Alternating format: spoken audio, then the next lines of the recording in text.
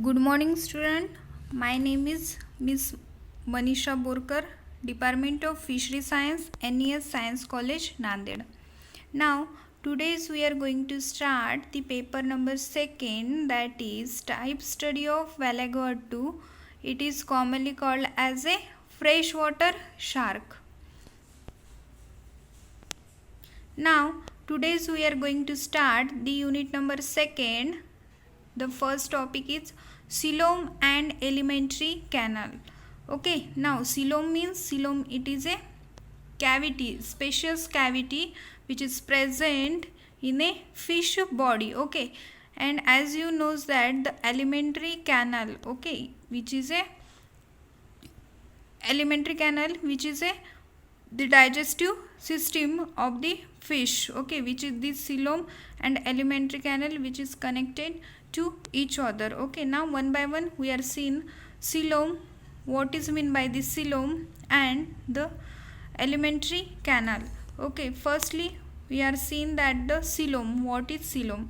The coelom of Valaguatu is a spacious cavity consisting of two distinct and unequal compartments, the pericardial and the abdominal, okay, which is separated by muscular transverse partitions, the septum transversum.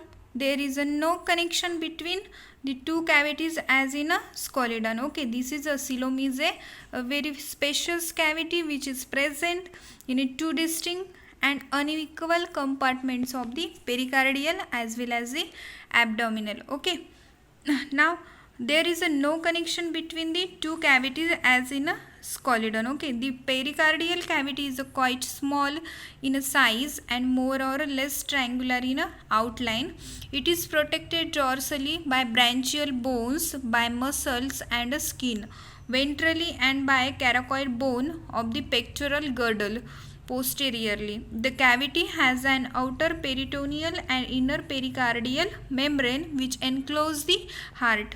Okay, this coelom which is present in a that the alimentary canal. Okay, the alimentary canal, how the consisting the parts which is up to the starting of that the mouth to the connection to the that esophagus, then as well as the pharynx, stomach, intestine and the anus. Okay, and these will be having, there is enclosed the cavity between the heart. Okay, next the general coelom forms the large abdominal cavity which is relatively small as compared to the size of the fish.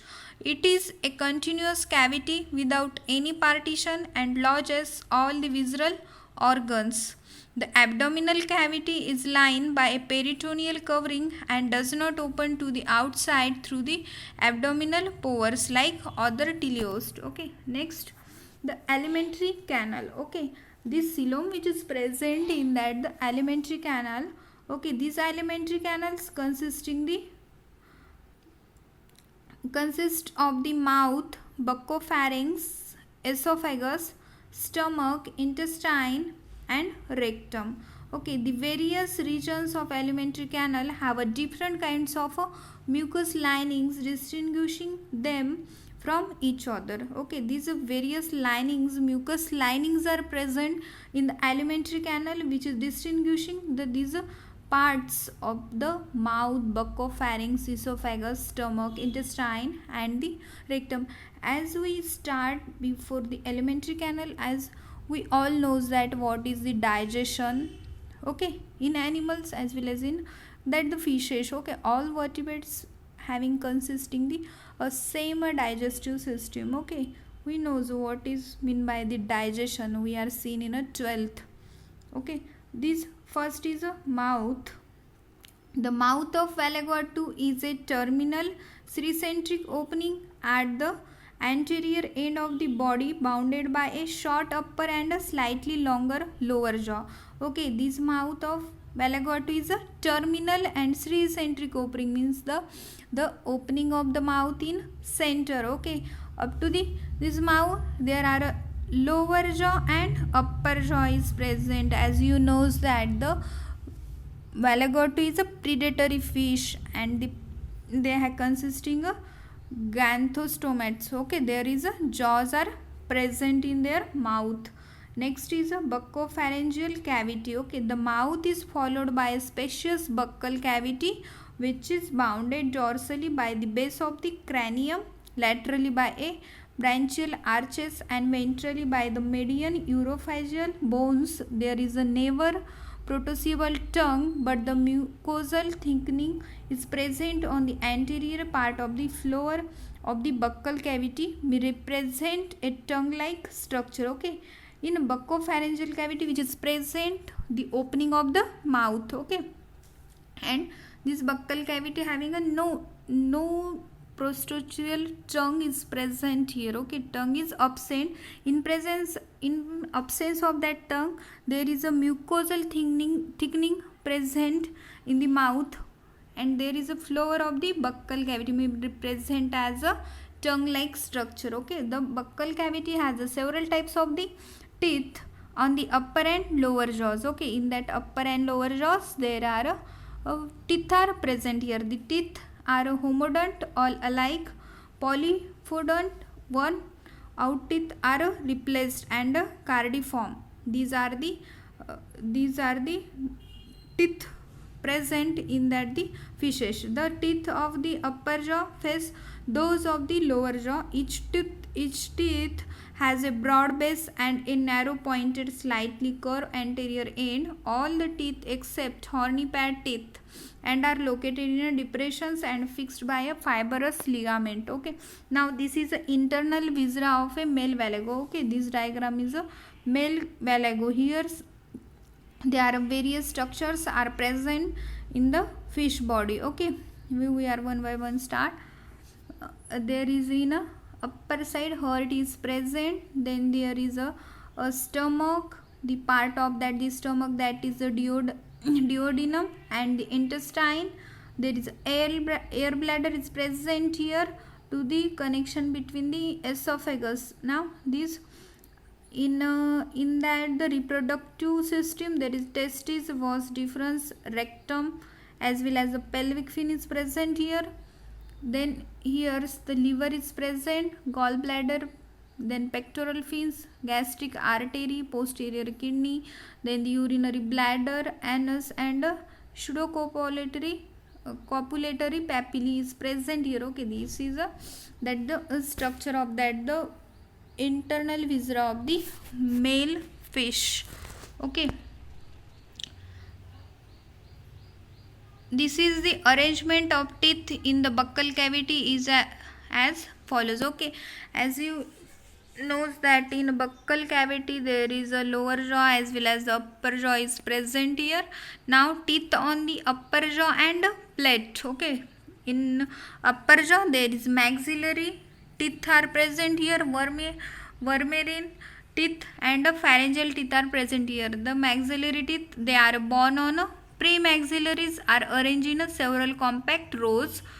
Then the pair of oval patches of minute teeth are present on the vermilion bones. Then the pharyngeal teeth, one pair of oval pharyngeal patches are situated on the roof of the pharynx. Okay, then the lower jaw and the floor of the buccal cavity. Okay, these teeth are present in the mandibular teeth as well as a horny pad teeth.